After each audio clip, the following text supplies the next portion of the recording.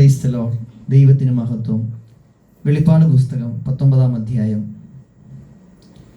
അനന്തരം ഞാൻ സ്വർഗത്തിൽ വലിയൊരു പുരുഷാരത്തിൻ്റെ മഹാഘോഷം പോലെ കേട്ടത്, ഹല്ലേലൂയ, രക്ഷയും മഹത്വവും ശക്തിയും നമ്മുടെ ദൈവത്തിനുള്ളത്.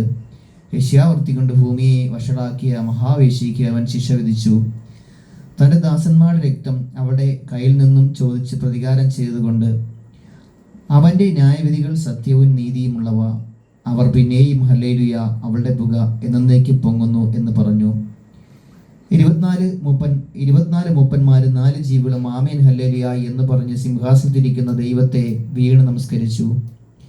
നമ്മുടെ ദൈവത്തിൻ്റെ സകല ദാസന്മാരും ഭക്തന്മാരുമായ ചെറിയവരും വലിയവരുമായുള്ളവരെ അവനെ വാഴ്ത്തുവിൻ എന്ന് പറയുന്ന ഒരു ശബ്ദം സിംഹാസനത്തിൽ നിന്ന് പുറപ്പെട്ടു. അപ്പോൾ വലിയ പുരുഷാരത്തിൻ്റെ ഘോഷം പോലെയും പെരുവെള്ളത്തിൻ്റെ ഇരച്ചിൽ പോലെയും തകർത്ത ഇടിമുഴക്കം പോലെയും ഞാൻ കേട്ടത്, ഹല്ലേലൂയ, സർവ്വശക്തിയുള്ള നമ്മുടെ ദൈവമായ കർത്താവ് രാജത്വം ഏറ്റിരിക്കുന്നു. നാം സന്തോഷിച്ചുല്ലസിച്ച് അവന് മഹത്വം കൊടുക്കുക. കുഞ്ഞാടിൻ്റെ കല്യാണം വന്നുവല്ലോ, അവൻ്റെ കാന്തയും തന്നെത്താൻ ഒരുക്കിയിരിക്കുന്നു. അവൾക്ക് ശുദ്ധവും ശുഭ്രവുമായ വിശേഷ വസ്ത്രം ധരിപ്പാൻ കൃപ ലഭിച്ചിരിക്കുന്നു. ആ വിശേഷ വസ്ത്രം വിശുദ്ധന്മാരുടെ നീതിപ്രവർത്തികൾ തന്നെ.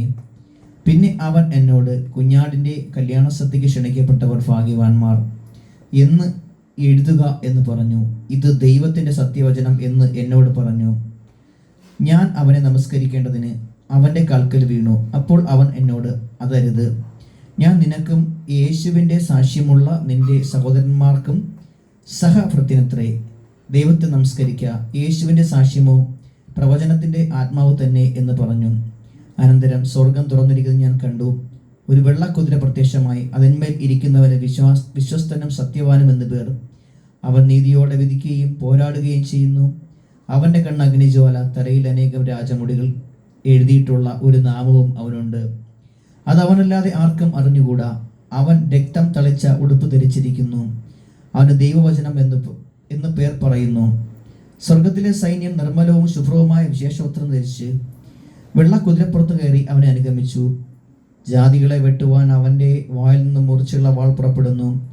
അവൻ ഇരുമ്പുകോൽ കൊണ്ട് അവരെ മേയ്ക്കുകയും സർവശക്തിയുള്ള ദൈവത്തിൻ്റെ കോപവും ക്രോധവുമായ മദ്യത്തിൻ്റെ ചക്ക് അവൻ മെതിക്കുന്നു. രാജാതിരാജാവും കർത്താതി കർത്താവും എന്ന നാമം അവൻ്റെ ഉടുപ്പിന്മേലും തുടമേലും എഴുതിയിരിക്കുന്നു. ഒരു ദൂതൻ സൂര്യനിൽ നിൽക്കുന്നത് ഞാൻ കണ്ടു.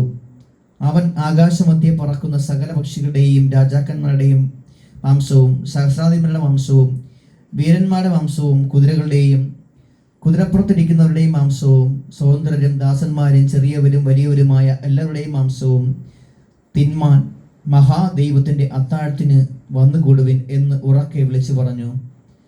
കുതിരപ്പുറത്തിരിക്കുന്നവനോടും അവൻ്റെ സൈന്യത്തോടും യുദ്ധം ചെയ്യുവാൻ മൃഗവും ഭൂരാജാക്കന്മാരും അവരുടെ സൈന്യവും ഒന്നിച്ച് വന്നുകൂടിയത് ഞാൻ കണ്ടു.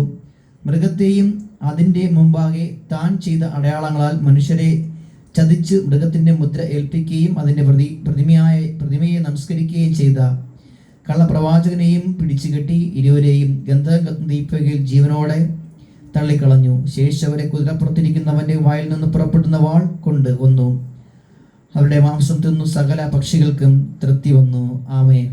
ഈ വചനങ്ങളാൽ ദൈവം നമ്മെ അവരെയും അനുഗ്രഹിക്കുമാറാകട്ടെ. Amen. Praise the Lord. Praise the Lord.